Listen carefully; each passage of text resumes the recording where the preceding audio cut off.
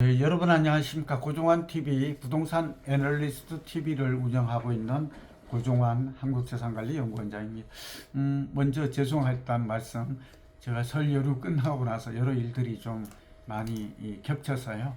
특히 이제 금융기관, 증권사나 보험사에서 패밀리 오피스를 하고 이제 슈퍼리치를 대상으로 한 프리미엄 서비스와 관련해서 저도 이제 몇 군데 얘기를 많이 삼성생명, 증권, 또 미래에셋 이런 쪽에 좀 많이 바빴고, 또 연초가 되니까 금융위원회라든지 또 도시계획위원을 경기도 용인이나 고양시 하고 있는데, 회의가 좀 많은 바람에 이거 외부 활동이 많아서 이 유튜브도 제대로 못했다는 점 여러분 너그러운 양해를 바랍니다. 오늘 세 가지인데요. 첫 번째는 시장에 미묘한 변화가 나타나고 있습니다. 유튜브 보면 이제 폭망한다, 공포가 몰려온다 이런 얘기도 있지만, 부동산 시장은 좀 주식이나 다른 시장과 달리 우리 경제의 펀더멘털과 매크로한 지표와는 좀 다른 움직임을 보이고 있습니다. 첫째, 오늘 한국부동산원 주간 아파트 동향이 나왔는데요. 특징은 두 가지입니다. 서울은 집값은 0.02% 오른 것으로, 그러니까 강보합이죠. 그런 가운데 강남의 아파트는 여전히 오르고 있고, 이제 호가가 또 많이 올라요. 특히 잠실이라든지 강남에 있는 우리가 말하는 소럭서리 주택이라든지 하이엔드 주택 같은 경우에는 호가가 오히려 많이 오르고 있고요. 이제 강북 지역은 거래가 좀 안 되면서 가격이 내리고 있는 소위 부익부 빈입빈 초양극화 현상이 우리 예상했잖아요. 벌어지고 있습니다. 이런 것들은 앞으로도 계속될 것 같아요. 최근에 주목받고 있는 게 이제 토지거래 허가구역에서 이제 해제되고 있는, 그러니까 잠실이나 삼성동, 청담 이런 지역들이 주목받고 있는데, 삼성도 있죠. 이게 잠실의 리센츠 84제곱미터가 최근에 10층이 28억 3천만 원에 팔렸는데, 한 달 전에 26억 7,500만 원에 거래됐던 거에 비하면 1억 5,500만 원이 올랐다라는 게 지금 나와 있거든요. 실제로 오르고 있고요. 또 푸르지오 신천동에 잠실 푸르지오 월드마크 전용도 22억 원에서, 그러니까 약 1억 5천만 원 올랐어요.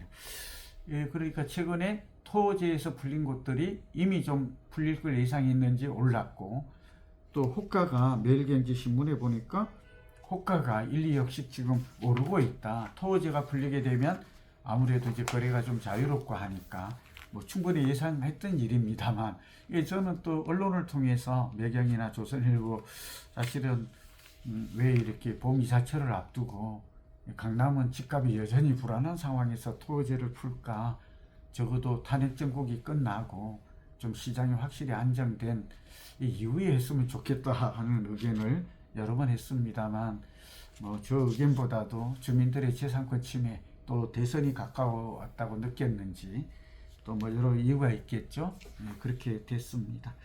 또 하나, 두 번째는, 오늘 주제 두 번째는 작년 부동산 시장인데요. 왜냐하면 이 부동산 시장은 이제 장기 계획, 장기 사이클이 중요하잖아요. 우리는 주간이나 월간 이런 거 분기보다는 부동산은 특히 그 분기 자료가 더 유용할 수 있다.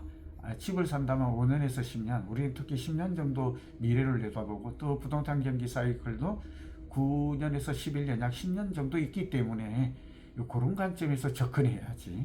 지난달에는 올랐고, 또 작년 10월에는 내렸다가 또 올해 1월까지 또 내리더니 또 강남은 오른다 그러나 또 굉장히 혼란스럽고 어떻게 되는지 모르겠다, 이런 분들 많거든요.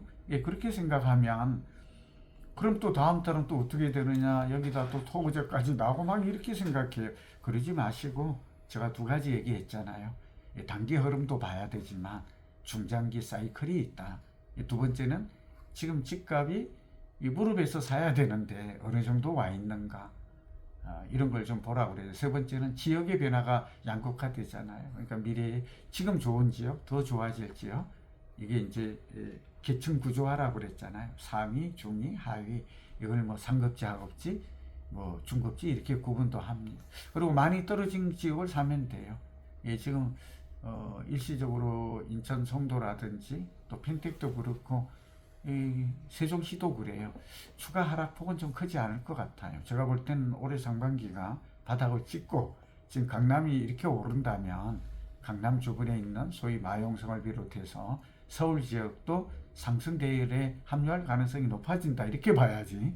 뭐 양극화도 주구장창 계속된다 이렇게 보기는 어려워요. 이게 갭 차이가 갭이 아니라 격차가 커지면 이걸 주식도 그렇잖아요.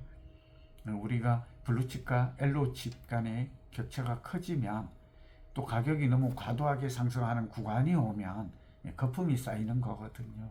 이런 것들도 저희 유튜브 보시는 분은 이 정도는 다 알고 계실 거라고 믿어서 작년에 특징이 있는데 이게 마침 부동산 플래닛이라는 곳에서 보고서가 나왔어요. 잘 나온 것 같아요. 전국 부동산 거래량이 103만 총 부동산이에요. 아파트 포함해서 103만 건이 거래되었다. 이 정도. 근데 이게 2023년에 비해서 3.3%. 그러니까 작년에 부동산 경기가 그래도 좀 거래가 활발했다. 거래 금액이 304조. 저도 이것도 보면서 저도 늘 거래되는 부동산의 거래 규모가 1년에 얼마 되나 궁금했거든요. 근데 304조군요. 약 300조가 되고 이게 20%나 증가했어요.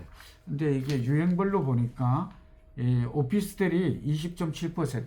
이 얘기는 작년에 오피스텔이 거래가 증가했다는 얘기는 앞으로 오피스텔이 이제 가격이 떨어지지 않고 부동산 경기가 이제 올해는 좀 상저하고가 될 거라고 그러는데 그렇게 너무 어둡게만 볼 필요는 없다 하는 걸 의미해요. 아파트는 14.2%가 증가했거든요. 그러다 보니까 작년에 거래가 증가했고 올해 좀 상반기에 거래가 안 되고 편중되고 있지만 하반기에 거래가 증가한다면 제가 볼 때는 이제 탄핵 정국이 안정되고 뭐 선거가 대선이 있을지 그거에 잘 모르죠. 그러나 그렇게 된다면 주거용, 상업용 그리고 연립 다세대까지 4.5%가 늘었기 때문에 주거용, 빌딩, 연립 다세대, 오피스텔 이런 쪽도 하반기 이후에는 회복 가능성은 언제든지 회복된다고 해도 이상한 것은 아니다. 물론 서울 중심으로 오고 강남과 마용성, 광, 뭐 요즘은 여의도, 목동 이런 지역 위주로 올 걸로 보입니다. 그러니까 너무 가격이 우리가 경제의 그 매크로한 지수가 이렇게 말하자면 뭐 제2의 IMF가 온다든지 또 우리 경제의 성장률이 뭐 낮아질 거라는 건 다 알잖아요. 그렇게만 되지 않는다면 부동산 경기는 금융이나 환율이나 이런 거에 비해서 등락폭은 이미 상당히 반영이 된 느낌이고 봄 이사철이 분수령이 될 것 같아요. 만약 봄에 이사철의 거래량이 증가하고 그 다음에 서울의 집값이 강북이 하락이 멈춘다면 하반기 이후에는 전체적인 부동산 경기도 이제 올해 하반기 또는 지방 같은 경우는 내년 이후 회복될 가능성이 높아진다 하는 걸 의미한다고 볼 수 있습니다. 그리고 이제 마지막으로 요즘 직거래가 많이 늘어나고 있죠. 그런데 저는 가급적 뭐 당근마켓 같은데 이제 본인 인증도 하고 많이 합니다만 직거래보다는 저는 경매나 금매를 노리는 전략이 더 바람직하다. 중개 수수료 뭐 10억짜리가 0.5%면 500만 원인데 큰 돈이지만 사실은 중개사의 전문적 도움을 좀 받고 특히 저희 같은 경우 이제 상담 고객이 많은데 살집 팔집 이제 이걸 저희 중개사분들 하고 이제 저희가 동맹이라고 그러죠. 협업 관계를 이렇게 맺어서 이걸 쓰면 좋은데 그리고 이제 리얼티브라고 해서 이제 상가나 빌딩 거래 같은 경우는 이제 상권 분석하고 그 다음에 이제 적정한 시세 산정하고 미래 가격을 예측하고 미래 가치죠. 그 다음에 자산 관리 전략. 저는 이제 패밀리 오피스는 프리미엄 서비스. 부자들은 늘 차별화된 서비스를 원해요. 은행에 가도 뭐 저도 프리미엄 고객이라고 신한이나 국민 가면 따로 이렇게 서비스를 기다리지 않고 바로 원스톱으로 해주잖아요. 그런 거와 마찬가지로 이제 부동산도 그런 시대가 왔습니다. 그런 중개 업체들도 이제 생겨나고 있어요. 인공지능 시대이고 빅데이터 시대이고 패밀리 오피스라고 들어보셨죠? 가문 자산 관리, 패밀리 가문, 가족이 아니고 가문. 그 다음에 자산 관리는 이제 헤리티지, 유산까지 감안해서 뭐 법무, 세무, 부동산, 또 투자, 경영 이런 것까지 하는 서비스를 올해는 제가 본격할 것입니다. 제가 조금 유튜브를 좀 못했더니 많은 분들이 아쉽다고 그립다고 이런 분들이 많아서 저도 이제 좀 더 책임감과 또 사명감을 가지고 여러분들을 좀 찾아뵙겠다 하는 말씀을 드리면서 오늘은 마칩니다. 여러분 건강하시고 행복하십시오.